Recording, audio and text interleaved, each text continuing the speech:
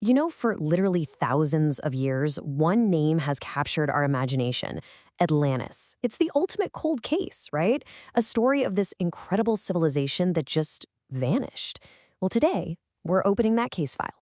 So we're going to dig into the evidence, follow all the leads, and really question the theories. Let's just get right to it. What if this whole thing wasn't just a story?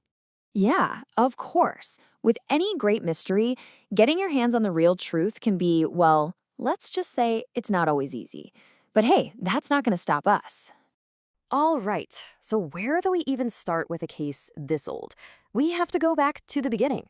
The first and honestly the most important testimony we have comes from the ancient Greek philosopher Plato. Think about that for a second.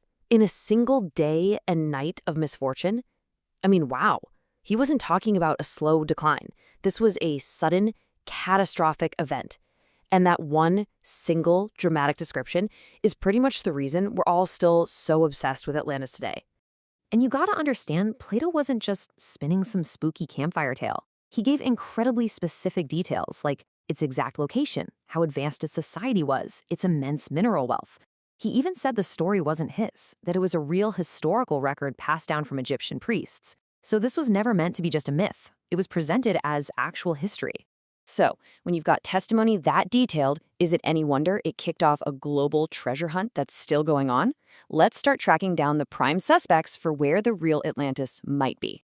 Okay, suspect number one, the most obvious place to look is right there in the name, the Atlantic Ocean. It makes sense, right?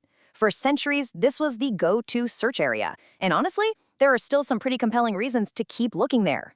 Now check out these clues, because while none of them are a smoking gun, together they paint a really interesting picture. First, we have maps that Columbus himself studied, and guess what? They showed a big, unknown island right where Atlantis was supposed to be. Then, there's this bizarre 120-kilometer-long wall that's been found on the ocean floor.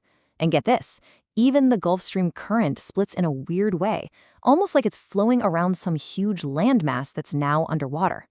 Like I said, individually, they're just anomalies, but you put them together, it keeps that Atlantic theory very, very much alive.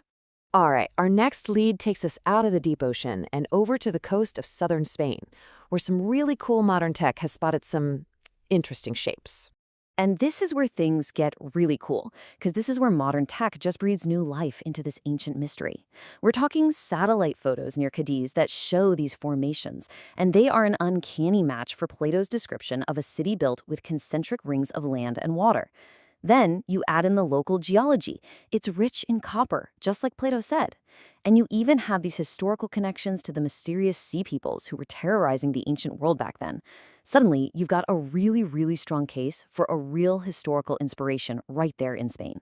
But for a lot of researchers, the number one prime suspect isn't in the Atlantic at all. It's in the Mediterranean. We're talking about the beautiful Greek island of Santorini. But the case for it being Atlantis, well, that case is now officially on trial.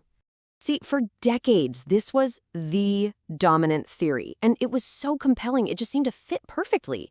The idea was that the massive Minoan eruption, one of the biggest in all of human history, caused the center of the island to just collapse into the sea, sinking the heart of this great Bronze Age civilization. It was a perfect match for Plato's single day and night of misfortune. But this brings us to a huge scientific showdown. On one side, you have the mainstream view, that the island violently collapsed into a giant vacuum left by the eruption. But on the other side, a totally different theory, that its unique cliffs and shape were formed by a much slower process, with faults pushing land up over a really long time. The answer to that question, well, it changes absolutely everything. So take a look at this. This diagram from geologist Vaios Avdis gets right to the heart of that counter-argument.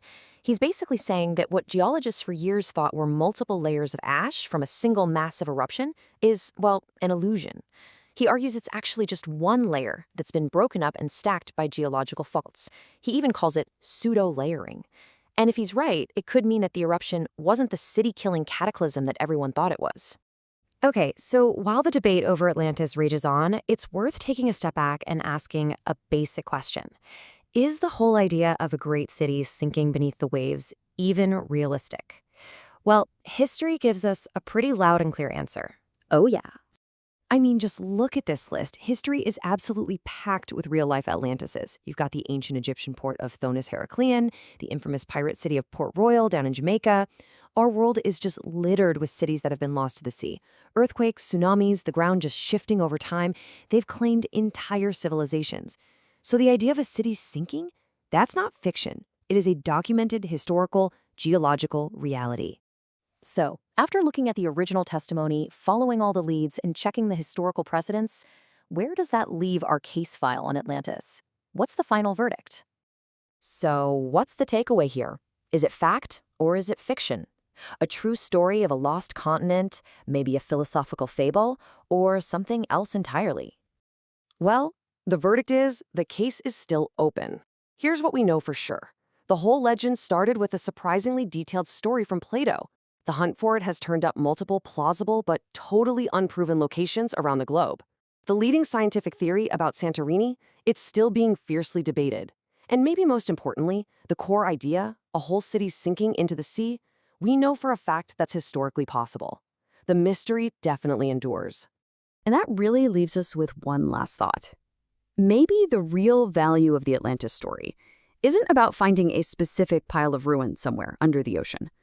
Maybe its incredible, enduring power is what our obsessive, centuries-long search tells us about ourselves, about our deep human need to connect with a lost, grand past, and to maybe, just maybe, understand our own place in the long and often mysterious story of humanity.